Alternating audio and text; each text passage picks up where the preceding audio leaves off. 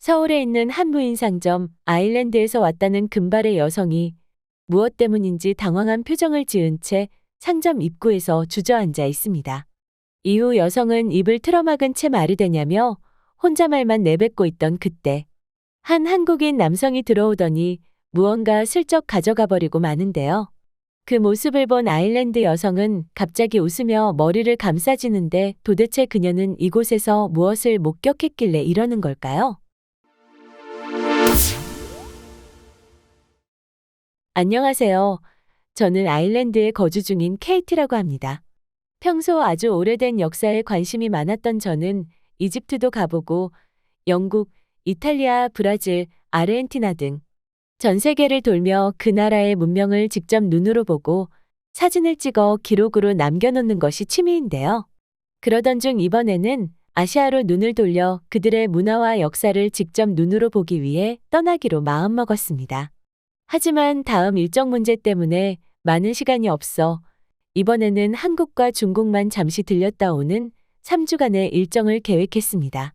아시아에서 가장 오래된 역사를 가지고 있는 두 나라이기도 함과 동시에 두 나라를 먼저 선택한 이유는 과거와 현재가 매우 뚜렷하게 차이나는 나라이기 때문이었어요.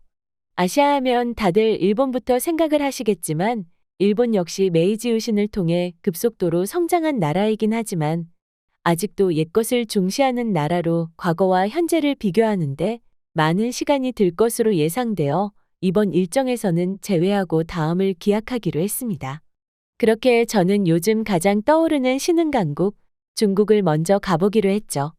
특히 중국의 경우에는 2000년대 이후 급속도로 기술적 성장을 거두었다고 하며 자신들은 앞으로 미국을 능가할 거대 선진국으로서 현재 발돋움하는 단계라고 선전을 하고 있기 때문에 저는 그들이 어떤 식으로 발전을 하게 됐는지 하루빨리 그들의 타임라인을 제 카메라에 담아보고 싶어 엄청난 기대 속에 중국행 비행기를 탑승했습니다. 하지만 중국에 도착하자 그들의 선전은 거짓이었다는 것을 깨닫는 매우 황당한 일을 겪게 되었는데요. 먼저 말씀드리고 싶은 건 중국은 QR코드만 발급받으면 순식간에 입국 수속이 끝난다고 했지만 이것부터 거짓이었습니다. QR코드만 있는 게 아니라 입국 신고서와 건강 신고서 같은 종이를 따로 주는데 둘 모두를 작성해야 했고 공항 직원들은 QR코드를 사용하는 게 아니라 모든 작업을 수기로 하고 있었어요. 심지어 공항 직원임에도 그다지 친절하다는 느낌조차 받지 못했습니다. 1시간 넘게 기다려 입국 수속을 겨우 마치고 나왔을 때 공항이 너무 혼잡해 대중교통은 어디서 타는지 안내소에 들려 직원에게 물어봤지만 직원은 영어를 한마디도 할 수 없는 것인지 계속해서 중국어로 혼잣말을 하더군요. 그래서 저는 무슨 말을 하는 건지 싶어 번역 앱을 들었는데 번역된 단어를 보고 진심으로 충격받았습니다. 중국에 왔으면 중국어를 써야지. 왜 여기서 영어를 쓰고 있는 거야? 라고 적혀 있었거든요. 이후에 제가 번역 앱으로 지금 뭐라고 했냐며 지하철역이 어디에 있는지 위치나 알려달라고 말하니 직원은 화들짝 놀라면서 죄송하다고 말했는데 사람을 바보 취급하는 것도 아니고 저는 그 말에 더욱 화가 나더라고요. 하지만 이곳에서 말씨름하는 건 시간이 얼마 없었던 저에게는 단순 시간 낭비에 불과했기에 지하철역 위치를 안내받고 자리를 피했습니다. 사실 괜히 여기서 시비가 붙어 공안에 끌려가지는 않을지 두렵기도 했기에 저는 도망가다시피 자리를 벗어났어요. 그런데 거기서 너무 화가 나는 일을 겪어야만 했습니다. 공항 직원이 안내해준 곳으로 갔는데 그곳에는 지하철은커녕 길거리 노숙자들밖에는 보이지 않는 공항 밖으로 나와버렸지 뭐예요? 정말 입국한 지 1시간 만에 이런 최악을 경험하다니 역사고 나발이고 저는 다 포기한 채 중국을 떠나고 싶다는 생각이 먼저 들었습니다. 하지만 제게는 이것이 단순 여행이 아니라 취미이자 업이었기 때문에 포기 못하고 다시 지하철역을 찾으려던 그 순간 저는 황당한 장면을 목격하고야 말았는데요. 중국인들이 자부하는 QR코드가 어떻게 활용되고 있는지 아주 잘 봤습니다. 거리에 노숙자들이 간격을 두고 QR코드가 그려진 종이를 하나같이 들고 있고 입금을 바란다며 구걸을 하고 있더군요.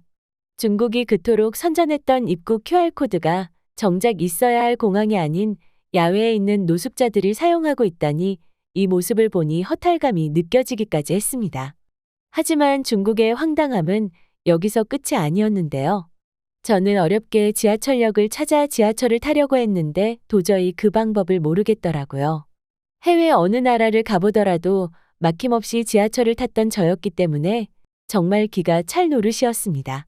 다행히 중국에서 무역업을 하고 있는 영국인의 도움으로 어떻게 티켓을 발급받는 방법을 알게 됐는데 키오스크로 가서 티켓을 발급받으려고 하니 신분증이 필요하다고 하는 게 아니겠어요?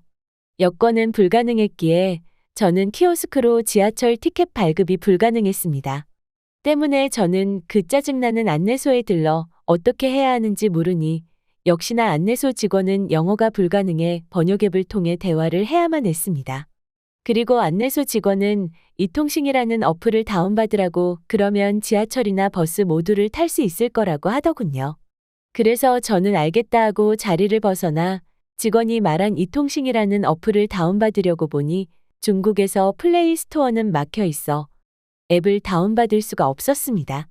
때문에 저는 다시 안내소를 찾아 직원에게 자초지종을 설명하니 이번에 직원은 한숨을 내쉬더니 그럼 여기서 티켓을 구매하시면 됩니다라고 아주 불친절하게 말하더군요. 그렇게 중국 입국 1시간 40분 만에 겨우겨우 지하철을 탈 수 있었는데 중국의 황당함은 도대체 끝이 어딘지 이번엔 지하철을 타는데 짐 검사를 하는 거 있죠? 다행히 짐 검사는 아주 간단하게 끝나 지하철을 타고 목적지로 이동했습니다.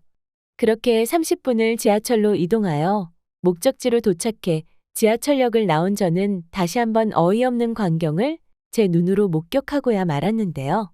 사람들은 도대체 볼 일이 얼마나 급했는지 길거리 곳곳에서 바지를 내리고 용변을 보고 있는 거 있죠? 저는 이 모습에 기겁하고야 말았습니다. 이 얼마나 야만적인 행동이란 말입니까? 도대체 이들은 왜 이런 행동을 하는 것일까요? 중국 거리에 공중화장실이 없는 것도 아닌데 말입니다. 하지만 저는 프로답게 꿋꿋이 이겨냈고 이런 건 역시 중국의 문화고 역사라고 생각해 먼저 중국의 화장실 문화가 어떤지 취재하기 위해 공중화장실을 찾았습니다. 그리고 저는 중국인들이 왜 밖에서 버젓이 용변을 보는 것인지 단숨에 이해가 되더군요. 남녀노소 불문 중국인들이 길거리에서 바지를 내리고 용변을 보는 이유는 중국의 공중화장실 때문이었습니다.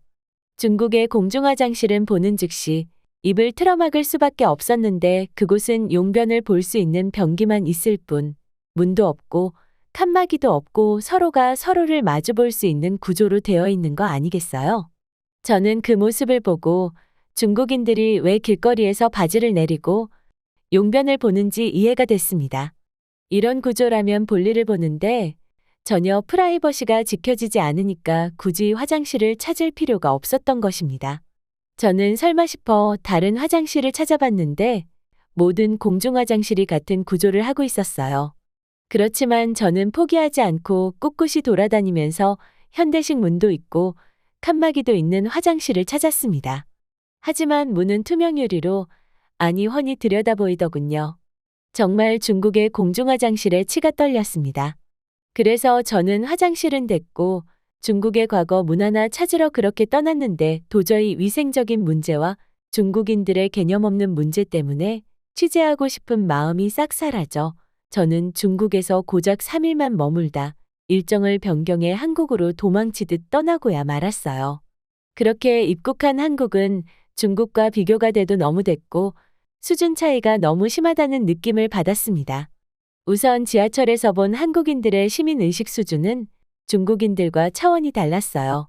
한국 지하철에는 중국과 달리 지하철의 노약자 보호석과 임산부 보호석이라고 약자를 위해 좌석을 따로 만들어 배려하고 있었습니다.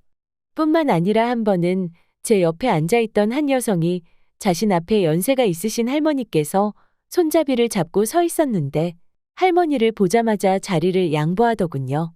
심지어 할머니께서도 괜찮다며 손사래를 했지만 여성은 아랑곳 않고 할머니에게 자리를 양보했습니다.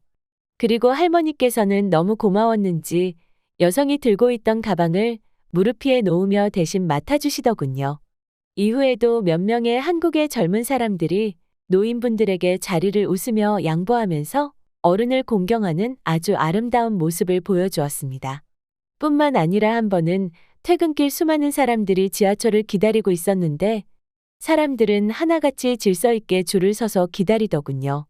중국에서는 새치기는 당연하다는 듯이 하는 사람들이 많았고 심지어 제 뒤에 있던 사람은 새치기 당하기 싫으면 앞 사람을 꼭 끌어안으라면서 그래야 새치기를 안 당한다면서 저를 꼭 끌어안더군요. 당시에 저는 알아듣지 못해 영문도 모른 채 앞 사람을 끌어안을 수밖에 없었죠. 이뿐만 아니라 저는 의도치 않게 한국에 일찍 오는 바람에 일정이 길어져 원래 예약했던 호텔을 취소하고 에어비앤비로 숙소를 옮겼는데요. 때문에 저는 이곳에서 끼니를 해결해야 했기에 장을 보기 위해 한국의 대형마트를 방문했습니다. 마트에서 저녁에 해먹을 삼겹살과 갖가지 쌈채소와 인스턴트 식품 몇 가지를 사서 계산을 하려고 했는데 한국인들은 이곳에서도 아주 질서 있는 모습을 보여주어 저는 한국인들의 시민의식에 엄지를 세울 수밖에 없더라고요. 더욱 놀라웠던 건 한국인들은 너무나 자연스럽게 셀프로 계산을 하고 있는 것이었습니다. 제가 사는 아일랜드를 비롯해 제가 다녔던 수많은 나라에서 한국과 같은 셀프 계산대를 본 기억은 거의 없었습니다. 미국이나 영국 같은 선진국들의 대형마트들에서 이런 셀프 계산대를 서비스하기는 했지만 지금은 거의 다 철거가 됐는데요. 그 이유는 대접받지 못한다며 많은 사람들이 불만을 제기했고 또 한국처럼 시스템이 완전히 갖춰지지 않아 잦은 오류 문제로 인해 이를 해결해주기 위해 더 많은 인력을 고용해야 하는 고충이 있음과 동시에 이런 오류 등이 발생하는 것과 셀프 계산이라는 허점을 이용해 사람들이 절도 행각이 많아져 결국은 전혀 쓸모없는 행위가 되어 대부분의 마트에서는 철거가 되었죠. 하지만 한국에서는 셀프 계산이라는 시스템 자체가 완전히 사회에 자리매김한 것처럼 사람들은 알아서 척척 계산을 하더군요. 심지어 사람들은 굉장히 솔직하고 정직했습니다. 며칠 있진 않았지만 단 한 번도 절도 행각으로 범인이 잡히는 일은 없었거든요. 심지어 저는 길을 걷다 무인상점이 눈에 들어가 봤고 저는 그곳에 들어감과 동시에 정말이지 기겁할 수밖에 없었습니다. 무인상점에 입장해보니 정말로 계산을 할 수 있는 키오스크 한 대만 있을 뿐 그 어디에도 이를 지켜보는 사람이 없어 영락없는 무인상점이었어요. 그리고 한국에는 이런 무인상점이 곳곳에 정말 많이도 있습니다. 만약 이런 시설이 미국이나 영국 같은 나라에 있었다고 생각해보세요. 안 봐도 비디오죠? 가게 오픈과 동시에 얼마 지나지 않아 가게 앞 물건은 동인하고 말 것입니다. 물론 계산은 단 한 건도 없었을 테고 말이죠. 그나마 중국은 이 부분에서는 조금 낫다고 하던데 제가 직접 가본 중국의 무인상점은 곳곳에 CCTV도 너무 많고 한국과 달리 입장할 때 신분증 확인을 해야 하고 카드 등록을 한 뒤 겨우겨우 입장해 물건을 살 수 있습니다. 때문에 초기 비용이 너무 많이 든다는 단점이 있죠. 중국인들의 극도로 낮은 시민의식 때문에 이렇게 하지 않으면 무인상점은 꿈도 못 꾸니까 당연히 그럴 수밖에요. 하지만 한국에서는 입장은 누구나 자유로웠습니다. 애당초 중국처럼 할 필요가 없었던 거죠. 심지어 왜 그런지 제 눈으로 똑똑히 봤고 저는 그대로 얼어붙고야 말았습니다. 무인상점에 입장했을 때 가게 안에 사람은 저밖에 없었고 저는 물건들을 살펴보다 과자 하나를 집어들어 계산대로 갔는데요. 그런데 계산대 옆에 작은 상자 하나가 있었고 그곳에는 몇 장의 카드가 담겨 있었습니다. 그리고 아래 한글로 글씨가 쓰여 있었는데 저는 한글을 몰라 알 수가 없었죠. 하지만 잠시 후 가게 문이 열리더니 한 남성이 들어와 상자를 마구 뒤지는 거 아니겠어요? 그것도 잠시 남성은 카드 한 장을 집어들더군요. 저는 그 상자와 남자의 행동이 너무 궁금해 재빠르게 번역앱으로 상자가 무엇인지 물어보았습니다. 그랬더니 남성은 오히려 저에게 영어가 가능하냐고 물으셨고 제가 영어가 가능하다고 하니 영어로 대답해 주었는데요. 이건 카드 분실함이라는 건데 사람들이 카드를 키오스크에 꽂아놓고 그대로 가는 경우가 있거든요. 그럴 때 다음 사람이나 가게 사장님께서 카드를 뽑아 분실함에 담아주세요. 그럼 저처럼 이렇게 카드를 잃어버린 사람이 와서 카드를 찾아가는 거죠라는 아주 황당한 대답을 저에게 들려주었습니다. 아무리 치안이 좋다 한들 이런 카드마저도 아무도 훔쳐가지 않는다니 저는 순간 한국 사람들은 도대체 얼마나 부자길래 이것마저도 훔쳐가지 않는 건지 하는 생각이 들면서 몸이 굳어버리는 느낌을 받았습니다. 하지만 잠깐의 착각일 뿐이었고 한국이라는 나라 자체는 그냥 내 물건이라면 어디에 있더라도 행여나 내 물건을 떨어뜨려 잃어버렸다 한들 누구도 함부로 가져가 사용하지 않는 그런 미친 선진 시민 의식을 가진 나라였고 너무나 안정적으로 그저 내 삶 하나만 생각하면 되는 그런 나라라는 생각이 들면서 잠시 저는 카메라를 내려놓고 한국 사회를 넋놓고 바라보게 됐습니다. 저는 이 나라를 그저 있는 그대로 사랑하게 될 것만 같네요. 오늘 준비한 사연은 여기까지입니다. 영상 끝까지 시청해주셔서 감사드리며 여러분의 구독, 좋아요, 알림 설정은 영상 제작에 큰 힘이 됩니다. 다음 더 재미있는 사연으로 찾아오겠습니다.